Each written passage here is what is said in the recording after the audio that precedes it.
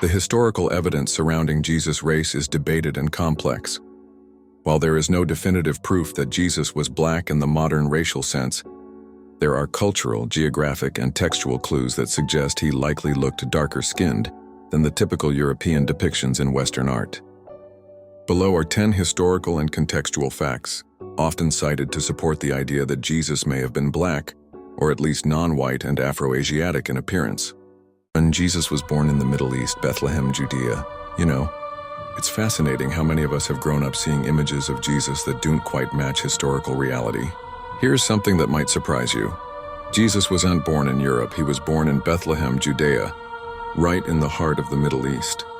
Think about it. When you look at a map today, Bethlehem is in what we now call Israel, Palestine, and Nazareth, where Jesus grew up, same region. Yet somehow many of our modern depictions seem to forget this crucial detail. What's even more interesting is what the local population looked like during that time. The people living in this region weren't fair-skinned Europeans, they were Semitic people with brown to darker skin tones. This makes perfect sense given the geography and climate of the Middle East. It's kind of amazing how these historical facts often get overlooked in popular culture. The real historical Jesus would have looked a lot more like the people who live in the Middle East today than the European-looking figure we often see in Western art. So next time you see a traditional nativity scene or religious painting, remember, you're looking at an artistic interpretation, not a historical representation. The real story began in a Middle Eastern town, among Middle Eastern people thousands of years ago. 2. Egypt was a refuge, and he blended. And have you ever wondered why Jesus' family chose Egypt as their safe haven? It's a fascinating detail from history that tells us more than you might think about what Jesus actually looked like. When King Herod issued his terrible decree to kill all male infants, Jesus' parents needed somewhere safe to hide. They chose Egypt, and this choice reveals something remarkable about Jesus' appearance. Think about it, Egypt was and still is an African nation. During that time, it was populated predominantly by dark-skinned people. If Jesus and his family had looked like the pale-skinned European depictions we often see in art, they would have stood out immediately. They would have been obvious foreigners, making it impossible to hide effectively. But historical records tell us they successfully blended in with the local population. They lived among Egyptians without drawing attention to themselves. This simple fact suggests that Jesus and his family must have had a complexion similar to the native Egyptians, people of color with darker skin. It's a powerful reminder that the common portrayal of Jesus as European-looking isn't historically accurate. Sometimes the most revealing truths come from simply asking, where could they hide and how did they survive? 3. Biblical description in Revelation. In one of the most vivid descriptions found in the Bible, the book of Revelation paints a fascinating portrait of Jesus that might surprise many people today. You know how we often see Jesus depicted in traditional artwork? Well, the biblical description tells quite a different story. Let's dive into Revelation 1:14-15, where John provides a detailed description that's both powerful and intriguing. He describes Jesus as having hair like wool, not just in color but in texture. This is particularly interesting because this distinctive wool-like hair texture has historically been associated with people of African descent. But that's not all. The scripture goes on to describe his feet as burnished bronze, as if refined in a furnace. Now imagine metal that's been heated in a blazing furnace. It takes on a deep, rich, darker tone. This metaphor suggests a complexion far different from what we typically see in common depictions. These biblical descriptions challenge our modern preconceptions and remind us that sacred texts often contain details that can reshape our understanding. It's a powerful reminder that divine representation transcends the limited ways we sometimes try to portray it. Our Hebrews were often confused with Africans. Have you ever wondered about the physical appearance of the ancient Hebrews? It's fascinating how historical records reveal something many people might find surprising. In the ancient world, particularly during biblical times, Hebrews were frequently mistaken for Egyptians and Ethiopians, a detail that tells us quite a lot about their appearance. Take, for instance, the account in Acts 21:38, where a Roman commander actually confused the Apostle Paul for an Egyptian. This wasn't just a one-time occurrence. Such mistaken identities were quite common back then. But why is this significant? Well, both Egyptians and Ethiopians of that era were undeniably black African peoples. Think about it. If someone could easily mistake a Hebrew person for an Egyptian or Ethiopian, what does that tell us about their physical features? These weren't casual mix-ups. They were regular occurrences that paint a picture of how the ancient Hebrews likely appeared.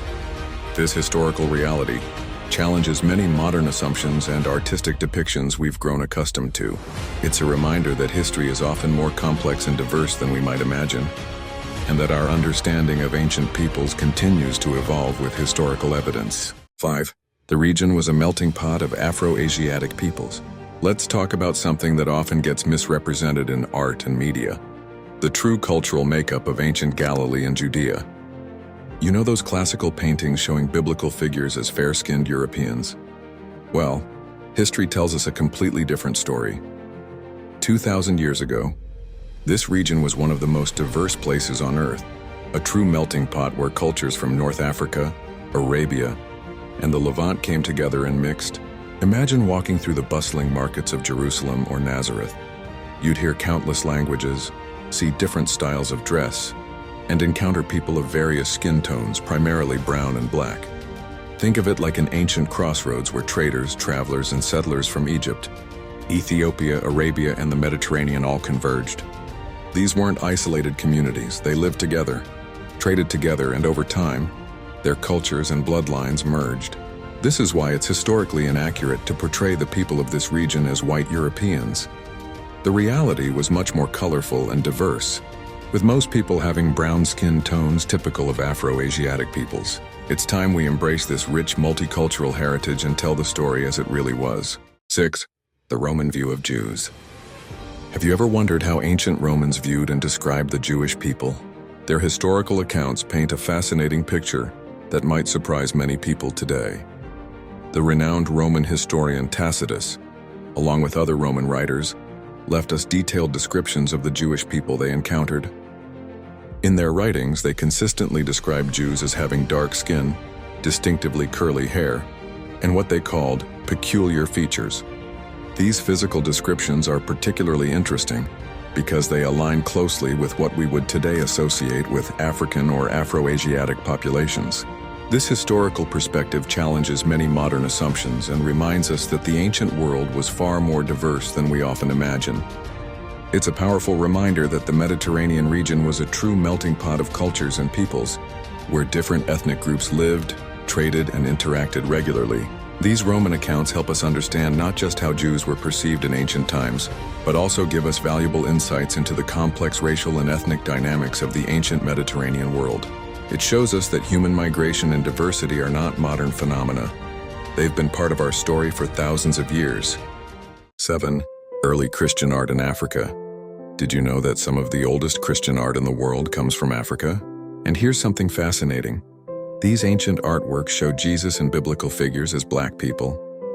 This isn't just interesting, it's revolutionary for how we think about religious art and representation.